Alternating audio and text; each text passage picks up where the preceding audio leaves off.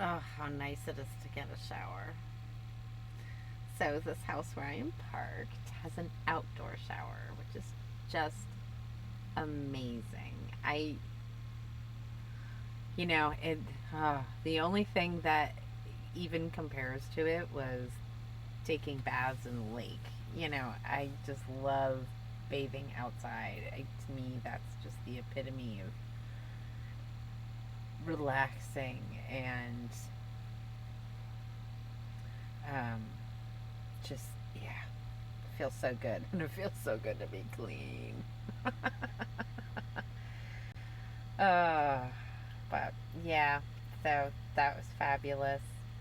And tomorrow night is New Year's Eve. And at first I thought, maybe I would, you know, socialize on New Year's Eve. But after the day I had today, which was up, down, and all over the place, right? I made a decision that I really would like to do something for myself that is a little bit more spiritual. Just got a nice little steam burn on my finger. Yay. I wasn't thinking, and I went to take off the lid. My handle broke on my pot. Sad. But I have managed to figure out how to make it work. So it just means I have to be a little more careful. I will survive. So, as I was saying, oh, look, hi, sweetie. You gonna be sleepy on film? Maybe? Film. See, I always say film. It's not film anymore, is it? It's digital. Nah, shows my age and I'm proud of it. I made it this far in my life, which is a miracle, right? So, I want to do something more spiritual tomorrow night. So, I have been kind of meditating on what it is I would like to do. And I haven't quite come to a conclusion yet. Part of it is going to be on the phone with friends that are like me. And the other part of it I haven't decided yet. Often I do a burning. So, what do I mean when I say I do a burning? And maybe as I tell you about this, this is what I'm going to do. I don't know. I write down on little pieces of paper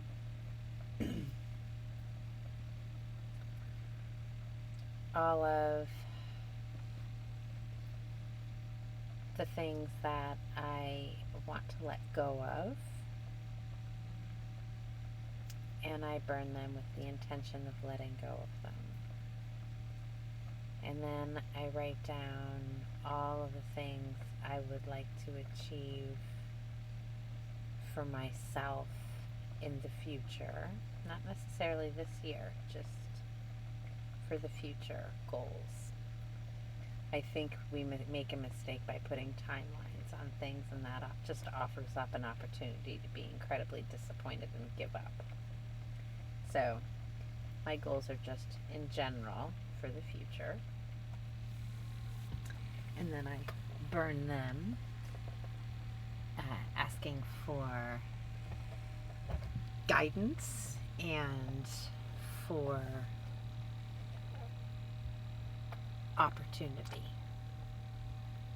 And then I burn them also with the intention of letting them go. And then I write down the names of all of the people that I love and all of the people that I need to forgive. And I burn them separately with their specific intention. So, and I started doing this a couple years ago. And I actually started doing it, I did it first on my birthday. I'm sorry, stirring dinner, because it's going to get all funky. Did it first on my birthday. And last year I decided that I wanted to do it on the new year. You know, I no longer drink alcohol, and so often New Year's Eve celebrations, you know, they're not something that I want to participate in. So, and I have found that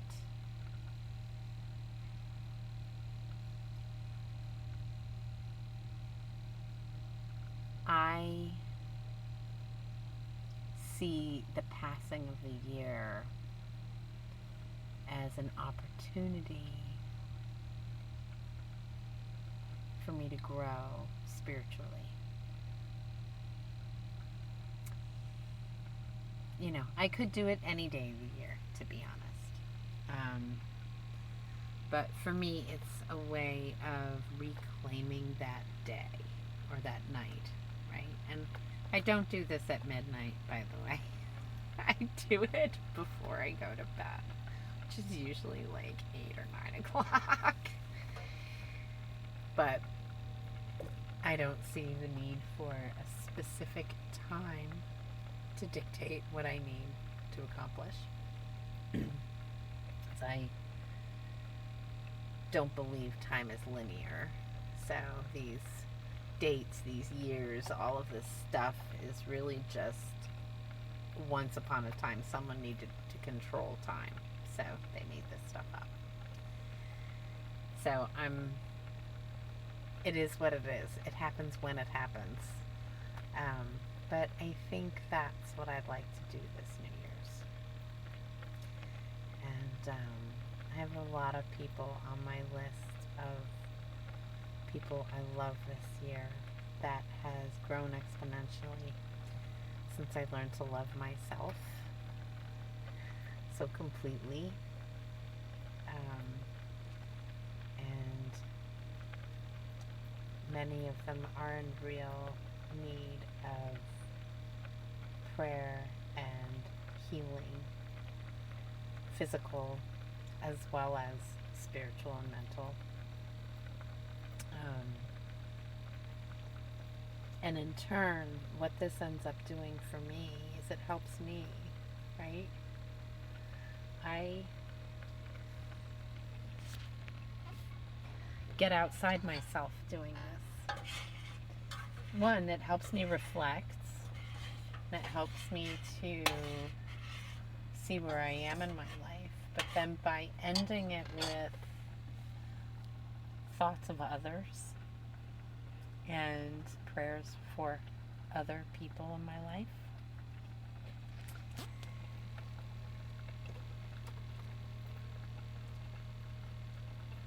it helps me to be in the right state of mind.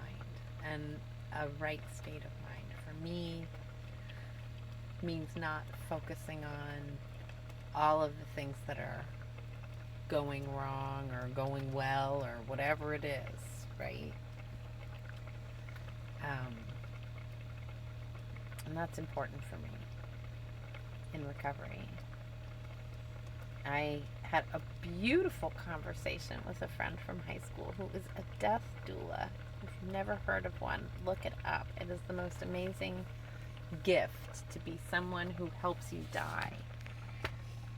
You know, we are, most of us, afraid of death. And I don't really count myself among those who are afraid of death. I'm not afraid of death because I'm living my best life.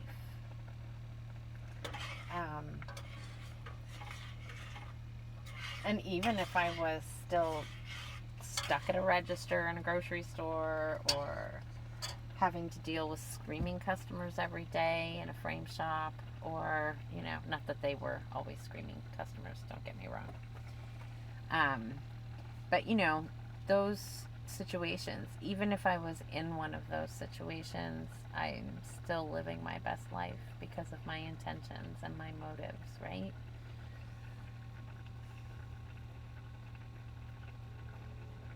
Even with everything that's going on with the van and not being able to go to the keys, which was something I really, really wanted.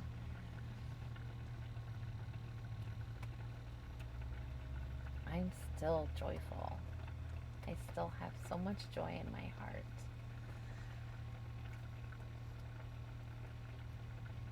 Today, when I learned how much it could cost to fix the van, I ugly cried. Oh, I did. I ugly cried.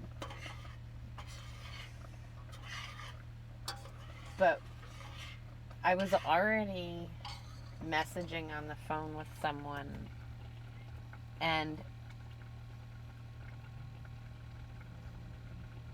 you know, they were offering me virtual hugs, you know, and in that moment, I immediately found myself feeling grateful for the fact that I'm experiencing this not alone, right? I'm not alone. Even though I'm alone in the van, I am not alone. And so I immediately started making a gratitude list. And instead of just personally writing it down, I spoke what I was grateful for into the phone, and it messaged the other person. Because something about sharing it makes it more real and tangible. So, and I found I could have gone on all day with my gratitude list. I could have gone on all day. And in a sense I did. Because almost immediately it changed my attitude, right? When the crying started, I brought the box of tissues up front, and I figured I was going through that box of tissues. I only used 2 tissues. That's how much I cried. Or didn't cry. Because I started immediately to make a gratitude list. So, back to the death doula, right? She's amazing. And what she does is so beautiful. I need to put this down. So, she helps people accept that they're dying. She works with people who are terminally ill and are dying. They know this. And I just thought, what an amazing gift, right? And then I realized that, we had that in common in the sense that I was able to do that with my dad. Be a joy bringer and help him to pass from this world in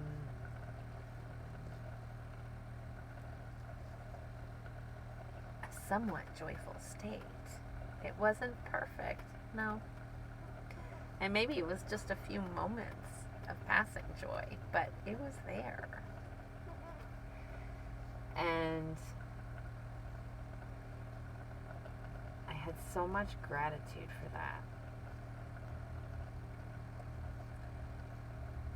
And, in having this conversation with her and just, talking about how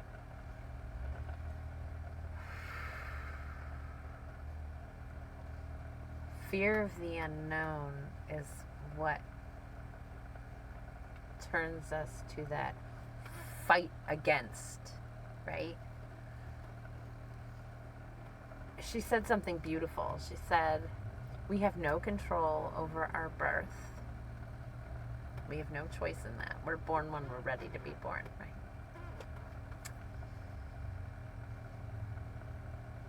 But we do have a choice on how we die. And I don't mean like, jump, suicide or anything along those ideas. I mean spiritually, how we die, and mentally, how we die. And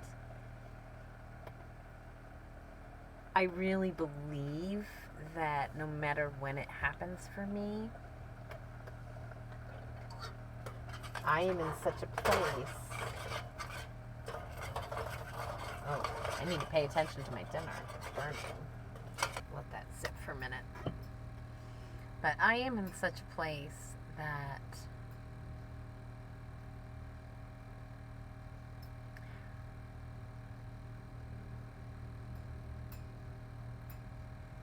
I'm doing everything that I can do to be a better person. And I am doing what I've always wanted to do in my life, which is to travel around this country. And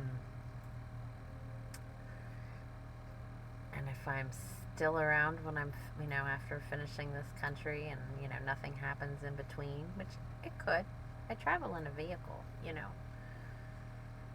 Vehicle deaths are, one of the biggest death numbers out there, right? So, but it could happen tomorrow, and I will have known in my heart that I am experiencing my life to its fullest.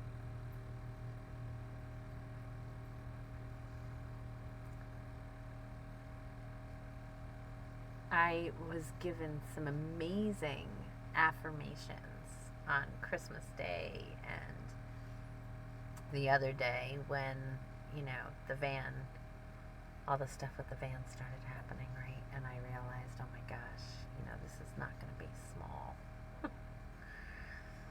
This is going to be much bigger than I thought, and I have no idea how it's going to work out.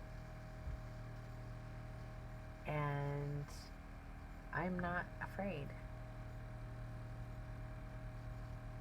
I'm not. I have accepted all of these different, when I was driving to this point, right, yesterday, it was yesterday, not the other day, was it yesterday? No, it was the day before yesterday, I was driving from the coast inland because my appointment for the van was here in Sarasota. So I was driving across from the coast to Sarasota inland, which was, 35 minutes because of traffic, which was good. Before I left, a dear friend had sent me a list of affirmations, and I've been using these affirmations. I repeated them over and over and over on the way. And a lot of what I thought I needed came in, right? And I will tell you, when she first gave me these affirmations, I was like, oh my gosh, all I could think of was Phil Hartman and Stuart Smalley. And you know what? It is Phil Hartman and Stuart Smalley, right? Looking in the mirror or, saying to yourself, that you are loved, you are supported, people want to help you, that you are open to receiving that love, open to the support, open to the help, open to the love. And receiving it with joy, right?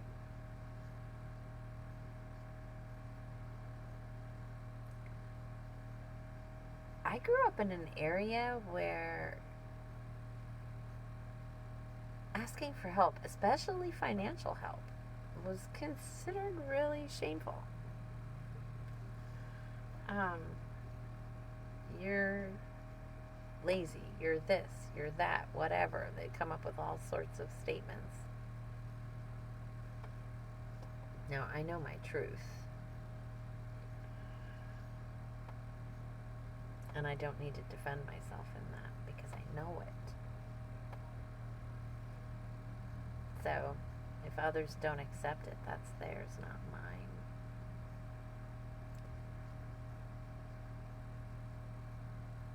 I encourage others to find within them the courage to know their truth. It is not an easy road. There's nothing easy about that road. But it is such a worthwhile road. It's such a worthwhile road. When you discover within yourself truth, the road to healing becomes totally visible in front of you. And then you make a choice. I made a choice. Once that road became apparent to me and I could see the road I needed to take to heal, I took a deep breath and I started walking down that road.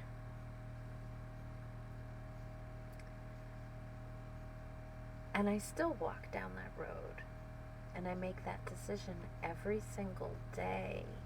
Because there's all sorts of side roads veering off from that path. And I could very easily get distracted away from it, right? And not fulfill what it is I need to fulfill within myself. And in my healing,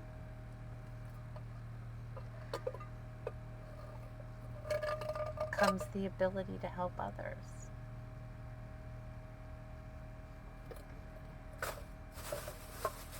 I can't honestly be helpful if I don't want to help myself. We receive what we put out. It's really just that simple. So I could have chosen today to sit on the pity pot, get off the phone, not tell the person on the phone why I was so upset. I could have chosen not to share it. I could have chosen to bottle it all up inside me and let it tear me apart. And I'd be one miserable person. But I made a decision. I make the decision every single day to live in the joy that always is within me. It doesn't come from outside. It comes from within. And it's always there. It's just sometimes it gets covered by garbage. We all have it. And some struggle to discover it more than others because of mental illness, for instance, right? And there's no judgment here. Mental illness makes it incredibly difficult to discover that joy. But I know people who every day want to find that joy, even within their mental illness. They may not always succeed at it. I don't always succeed at it. I'm not perfect. But I do know that when I put myself to the act of searching for that joy within me and allowing it to fill me,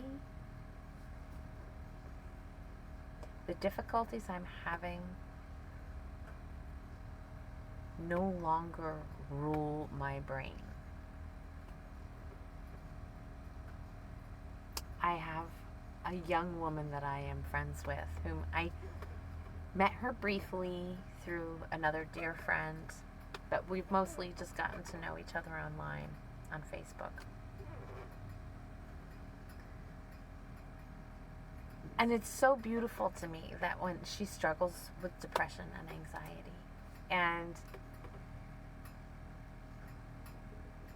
but every day she makes an effort to remind others to love themselves. Because for her, it's doing exactly what I'm talking about, right? It's reminding herself to love herself in that process. And she shares it so beautifully. And she shares her struggles. And I have so much respect for her because I know it is that much harder for her to do it than it is for me to do it, because I don't have the same difficulties. I have experienced depression in my life, so I do have empathy, and maybe that's why, right? I let it consume me. But for me, it was not something I was born with, right? For me, it just wasn't something I was born with. It came about because of trauma in my life and not knowing how to deal with that trauma and not having a way of sharing the truth of the trauma. And I don't want to trigger people, so I'm not going to talk about what it was or any of that stuff, because this is about healing. So I have empathy for those who are every single day have to get up and really make that choice. And it's a hard choice to make for them. For me, it's not such a hard choice. And I have so much gratitude for that. And in that, it helps me to have so much respect for this young woman who does this every single day. She has to battle to be able to find that within her and have it be the bigger part of her day.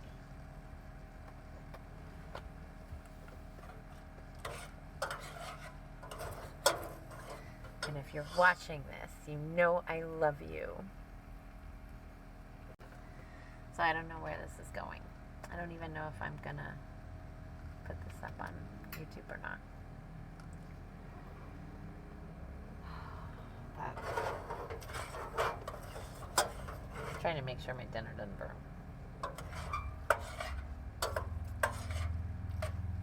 I don't know. I sort of talked in circles.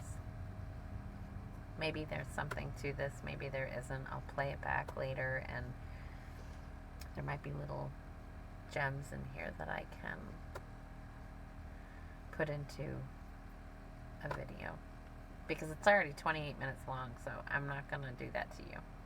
I'm not going to do that to you. And I bounce from subject to subject, so because that's where I am. That's how my brain works. So, thank you everyone for sticking with me, for supporting my journey, for your prayers, your encouragement, your support emotionally, and for those who are able to financially support me through contributions and this journey that I'm on, which is, yes, about my art, but it is about so much more. And I encourage you to discover where your journey begins and where that path for healing is for you, and choose to walk it. And don't forget You don't have to do it alone. And actually, it's not a good thing to do alone. It's better when you reach out for help. You never know what you're going to get. Have a wonderful new year, everyone. Take care.